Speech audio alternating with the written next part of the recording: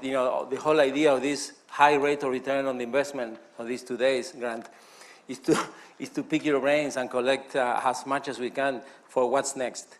And so I think there is a lot of what's next. If you look at these 50 wins in 50 years, this is a very short version.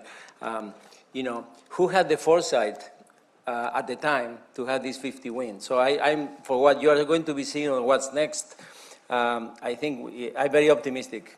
I think there is a lot next, a lot. And you just check what is going on here in the last day and a half. So just to pick up on a few things, very brief. The change, everybody's talking about huge change in the paradigm, in the research for development agenda. And there are 3 or 4 huge drivers. First is agriculture. Jürgen Vogel here yesterday.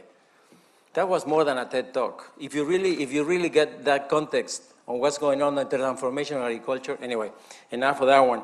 On climate, on health and nutrition. We were not working on health and nutrition, and if you look at the context of what's around CIAT and the CGR, fantastic. Bioeconomy, big data, land restoration, and the list goes on and on and on forever. So no mistake that there is a huge change in paradigm, and as I keep joking about it but sometimes with my board, if the rate of change outside CIAT is faster than the rate of change inside, the end is near. So my second point is on the Phil's comment on the funding ag research geography. We really need to follow on that one. That's a change in context that, when directors generals had core funding, you had power and authority. I only have some of the authority because the power is gone. Where is the funding coming from, right? There's no core funding that I can say, I like rice more than foresight. I like land more than, forget it. So that's a huge new paradigm that we haven't talked yet, and it's not a criticism to any friends in the System Council or the CGR. This is the reality of the world, how research is being funded. NARS are growing, all of these things that you heard.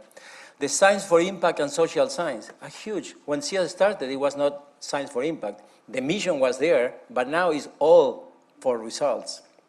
Perhaps too much, people say. But that creates a totally different environment here and CIAT.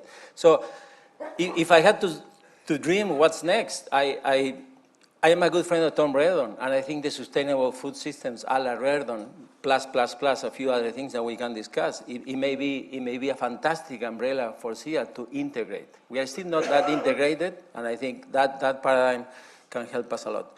So I don't lose my sleep too much about how to integrate the silos and the emperors and the programs, because in addition to these 3 research areas, we have those themes that you saw in one screen here. So those themes, John Lynham, thank you for bringing those up. So that's the only way that we can lubricate some way the matrix of the regions and so on.